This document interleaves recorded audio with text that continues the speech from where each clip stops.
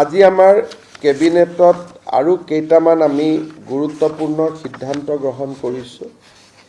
এটি কলি দুটি পাত, এই শীৰ্ষক আমি আঁচনি এখন আজি কেবিনেটে অনুমোদন দিছোঁ, যাৰ জৰিয়তে অসমৰ চাহ বাগিচাৰ প্ৰতিগৰাকী পাৰ্মানেণ্ট এমপ্লয়ী আৰু টেম্পৰাৰী এমপ্লয়ী আমি এই বছৰত চাহ উদ্যোগে 200 বছৰ সম্পূৰ্ণ কৰাৰ পৰিপ্ৰেক্ষিতত 5,000 টকা আমি তেওঁলোকলৈকে এটা এককালীন সহায় আমি আগবঢ়াম।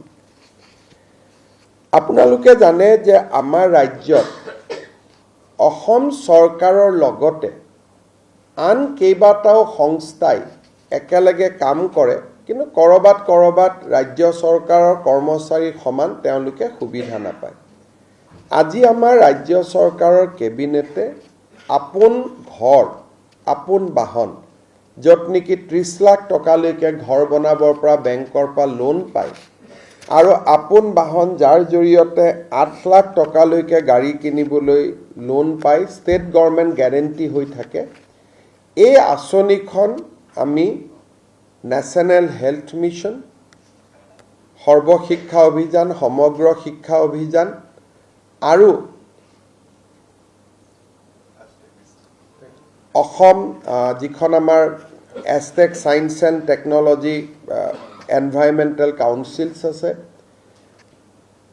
শক্তি বিভাগৰ তিনিওটা প্ৰতিষ্ঠান, APDCL, AEGCLকে ধৰি তিনিওটা প্ৰতিষ্ঠান আৰু যিসকল PSU লাভজনকভাৱে কাম কৰি আছে, আছাম গেছ কোম্পানী হওক, যিবিলাক আমাৰ প্ৰফিটেবল PSU আছে, এই সকলোলৈকে আমি আপোন বাহন আৰু আপোন ঘৰ, এই আঁচনিখন আমি দুইখন আঁচনি আমি সম্প্ৰসাৰণ কৰিবলৈ সিদ্ধান্ত লৈছোঁ।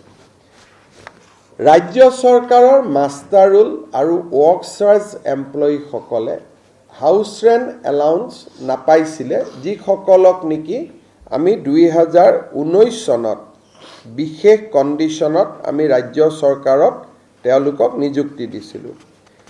আজি তেনেধৰণৰ মাষ্টাৰ ৰোল, ৱৰ্কছাৰ্ছ আৰু কেজুৱেল 13,822 গৰাকী কৰ্মচাৰীক আজি আমি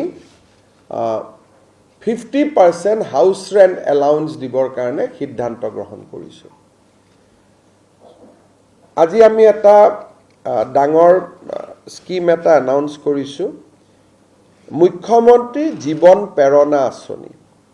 এই আঁচনিৰ অধীনত 1 জুনৰ পৰা আবেদনৰ প্ৰক্ৰিয়া আৰম্ভ হ'ব।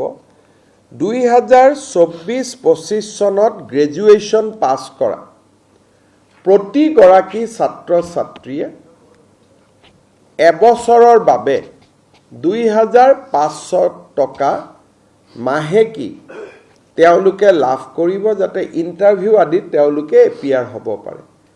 মুখ্যমন্ত্ৰী জীৱন প্ৰেৰণা এই আঁচনিখন আজি কেবিনেটে অনুমোদন জনাইছে। 1 তাৰিখৰ পৰা এই আঁচনিখনৰ আবেদনৰ প্ৰক্ৰিয়া আৰম্ভ হ'ব 1 জুনৰ পৰা।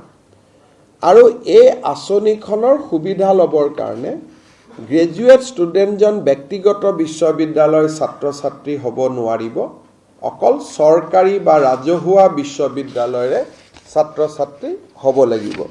ৰাজহুৱা শব্দটো আমি এইকাৰণে উল্লেখ কৰিছোঁ যে 2-1খন আমাৰ অসমত প্ৰাইভেট ইউনিভাৰ্চিটি আছে, তেওঁলোক ঠিক ফিজৰ দৰে নহয়, সামাজিক সংস্থাই চলাইছে, তেওঁলোকক আমি এই আঁচনিখনৰ সুবিধা দিম। এই আঁচনিখনৰ লগতে ইউনিভাৰ্চিটিত যিসকলে ৰিচাৰ্চ কৰি আছে, সেই ৰিচাৰ্চ কৰা ষ্টুডেণ্টসকলকো আমি জীৱন প্ৰেৰণা স্কিম আমি আগবঢ়াম। তেওঁলোককো আমি এই আঁচনিখনৰ জৰিয়তে এটা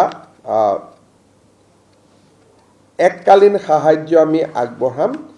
আৰু দিব্যাংগ ৰিচাৰ্চ কৰাসকলক আমি নৰ্মেল ৰিচাৰ্চ স্কলাৰতকৈ আমি দুগুণ আগবঢ়াম। ৰিচাৰ্চ স্কলাৰসকলক 20,000 টকা আৰু দিব্যাংগ ৰিচাৰ্চ স্কলাৰসকলক আমি 40,000 টকা আগবঢ়াম। আমি আজি কেবিনেটত লোৱা গুৰুত্বপূৰ্ণ সিদ্ধান্তসমূহৰ ভিতৰত এইখিনি মূলতঃ আছিলে। আৰু এটা আমি দূৰদৰ্শীভাৱে ভাৰত চৰকাৰে যোৱা কেইদিনমান আগতে আছাম এটা ইলেক্ট্ৰনিক কম্পোনেণ্ট মেনুফেকচাৰিং স্কিম এটা ঘোষণা কৰিছে, য'ৰ পৰা নেকি কেমেৰাৰ লাইট, কেমেৰা, ভিডিঅ'ৰ কেমেৰাৰ পাৰ্টছ, এইবিলাক ইলেক্ট্ৰনিক সামগ্ৰীবিলাক প্ৰস্তুত হ'ব। To complement that scheme, Bharat চৰকাৰে যিটো স্কিম লৈছে তাৰ লগত এডিশ্যনেল ইনচেণ্টিভ দি পেলাই আজি আমি Assam electronics component manufacturing top up scheme, top up মানে ভাৰত চৰকাৰে যি ইনচেণ্টিভ দিছে তাতে আমি টপ আপ কৰিছোঁ। এই আঁচনিখনো বা এই প্ৰস্তাৱটো আজি কেবিনেটে অনুমোদন জনাইছে। বাকী যিখিনি আমাৰ সৰু সুৰা আৰু কেবিনেটৰ সিদ্ধান্ত আছে সেইখিনি আপোনালোকে আমাৰ ইয়াতে প্ৰেছ ৰিলিজত আপোনালোকে পাব পাৰিব।